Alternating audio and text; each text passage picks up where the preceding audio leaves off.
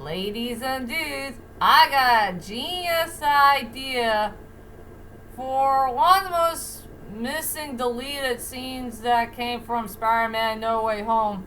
If those people should have thought about it way sooner, after the movie was made and all that stuff, it's hard for me to say. Well, ladies and dudes, for this deleted scene idea, what will happen if Peter 1 should say goodbye to one more person that he had truly met for a short period of time? And also, about this really cool character that I thought about for the last almost 3 years ago or so, he became Peter 1's very first unlikely ally character. One of the best unlikely ally characters that we have ever seen in MCU history. If you know what I mean. Well, anyway, hi ladies and dudes, this is Rebecca Lynn Barkley, aka Whoop Up 1987. This is my review for today. And today I have no review, ladies and dudes. I promise I'll be back for top 10 or top 5 lists, quick videos, short videos. Oh, I forgot. Quick video series is already done, over with, and so on and so forth. Well, you get the picture. I promise I will do more videos very, very soon, but I gotta let my brain rest and try to think about what strategy I want to do next and all that stuff. If you know me too well. But anyway, ladies and dudes, I decided to do a brand new idea, type of video that nobody has never done before. Another deleted scene idea, or what should have been added for a film. And that is from Spider-Man No Way Home. If you guys remember that ending part of the movie that is really darn sad to all of us, you know, where Peter 1 had no choice but to tell Doctor Strange should do that silly old spell thingy, you know, everybody forget who Peter Parker is as Spider-Man, and Peter 1 has to say goodbye to the people that he loves and also the people that he had barely met for a short period of time. Yeah, I know that part right there did end up on a very sad note. That's for sure. But to tell you the truth is, ladies and dudes, since I really do love the ending of Spider-Man No Way Home very much, I think there is something completely missing about that near-end point of the movie.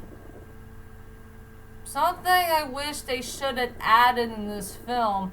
And to tell you the truth is, I thought about this yesterday. After all, I thought about this idea yesterday while I was working at Taco Bell. What will happen if Peter 1 should say goodbye to someone else? Someone that he also barely knew for a short period of time, but also, thanks to this guy, he became Peter 1's very first unlikely ally character. A character that all of us need to grow and love for. And speaking of this character, he became the only character from all 5 of the villains from the past Spider-Man films. He became the only dude who does have a very good storyline from start to finish, but the ending part is something that's completely missing about the character. And that is none other than Dr. Octopus. Yeah, Dr. Octopus will always be one of my favorite movie characters of all time, and truly one of the best characters that's ever been put on film, who changed his ways from being a bad guy to a good guy, or just surround in the anti-hero side. And yeah, like I said, he became the only dude who does have a very good storyline from start to finish. A very first unlikely ally character who's truly fish out of water, and he's truly going on a journey. his short-lived journey of discovering a brand new world that he had never been before. And trying to get to know about the MCU world. And he learned it in 2 whole days and 2 whole days only. And let's just say he did finally became a very cool old dog who can finally learn new tricks. Where is that important experience of a fish out of water character? Who is truly an old dog who can learn new tricks.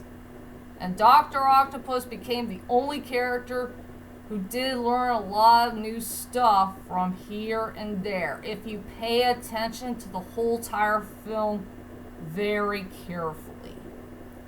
And now, ladies and dudes, here is my made-up idea of what the deleted scene should have been about if Peter 1 will ever say his goodbyes to Dr. Octopus. Or rather thought, in your own opinion, you could pick any name that you ever wanted for this character. If he's Dr. Otto Octavius, Doc Ock, or Dr. Octavius. But how about something very, very easier for us, the fans? How about if we call him Otto 1?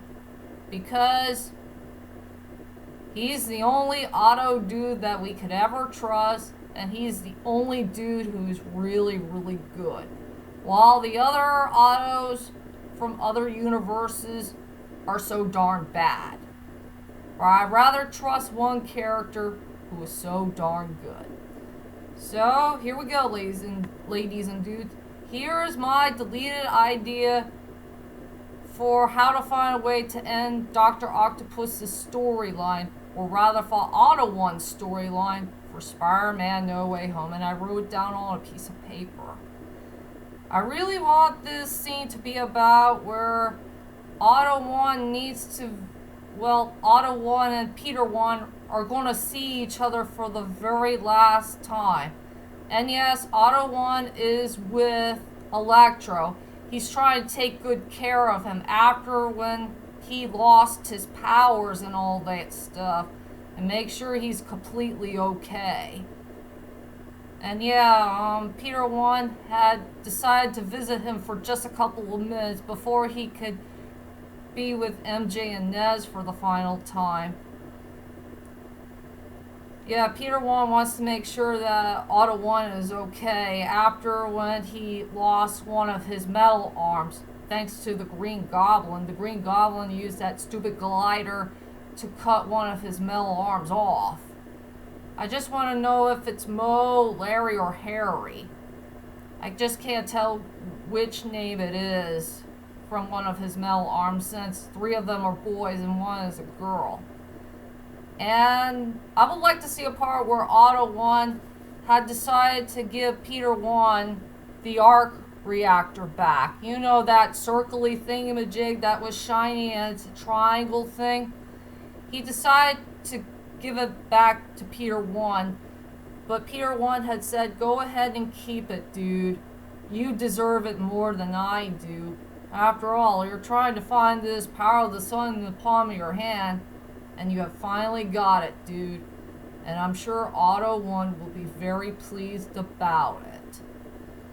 Because that's his reward for all the hard work that he had done. You know, tried to help him out to get all the villains cured in time. You know, before they head back to the other world. And also, another thing I want to add in this story, where Otto 1 had told Peter 1 that he is very sorry about what happened to Aunt May, and he wasn't there to protect her during the events of Happy's apartment, you know, where the whole entire thing is messed up and all that stuff. Otto 1 felt really, really bad for not protecting that sweet, honest, lovely lady.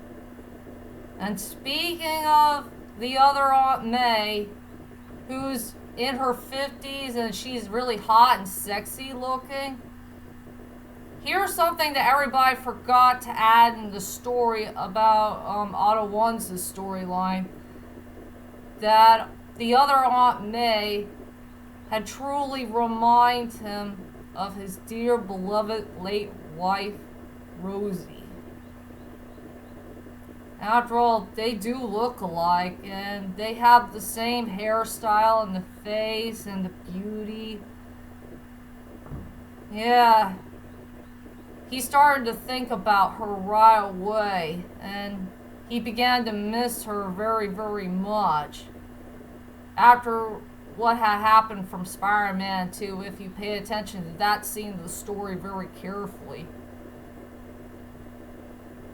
And besides, he almost began to fall in love with her. But sadly, in a short period of time. And he does believe in his very own heart that the other Aunt May is the other Rosie. Something that'll bring you to a tear to your eye. And Peter he'll be very happy to hear that. You know, to hear a person who began to feel another person's feelings or something like that and paid somebody with respect. Something that's very important to us in our lives, you know, thinking about someone that we love and who passed away way too soon or something like that. And also I want to add another part in the story where Peter 1 began to trust Otto 1 very, very much because he became the only person, well, let's strike that or reverse it. Peter 1 believes that Otto 1 is the best unlikely ally person that he have ever met. And besides, Otto 1 is the very first person that Peter 1 have ever met, you know, during the time of the bridge scene. And they remember some of the few times together since they had a rocky start and they started to become friends. And thanks to Otto 1, he began to trust Peter 1, and they're starting to becoming close, good friends. And also becoming the very first person that Peter 1 could ever trust. Big time. Right here in the heart. Well, thanks to the other villains, they really did betray Peter 1 during the happy apartment scene. Well, thanks to the Green Goblin had screwed up. And all the villains had betrayed him for a very bad reason, but except for Otto 1. He did not betray Peter 1, and he did stay by his side, no matter what. Hard for me to say about that part. And also, I want to add the part where we can have one last big lip alligator moment that Otto 1 will never forget in his whole entire life, and something he had never done for Peter 2. And that is that both he and Peter 1 will share a hug. A nice, big, warm hug. And yeah, they'll get teary-eyed for that part as well. Because sadly, they'll never see each other again for the rest of their lives.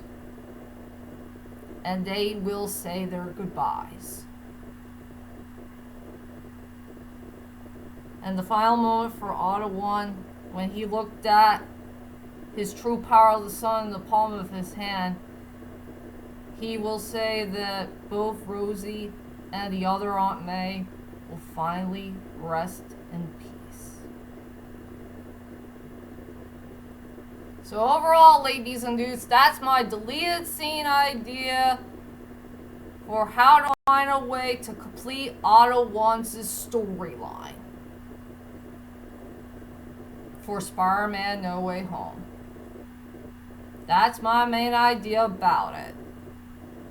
And I'm sorry if I had trouble making up a sentence again, if you guys know me too well. So, ladies and dudes, what do you think of my main idea of another part that was completely missing from Spider-Man No Way Home? Do you like it? Do you hate it? Do you think it's pretty decent? And tell me, ladies and dudes, is there a deleted scene that you really want to see that should have been added in Spider-Man No Way Home? Well, whichever it is, leave a comment there, let me know. And no, Peter 1 will not say goodbye to Norman Osborn because, well, it's his fault for screwing his own life up, and he betrayed Peter 1 for a very bad unknown reason, and he doesn't deserve to have a goodbye at all, or a farewell sign, or whatever you want to say. If you know me too well. I will say Norman's okay, and the Green Goblin is okay, but the storyline is the weakest part about him, the most.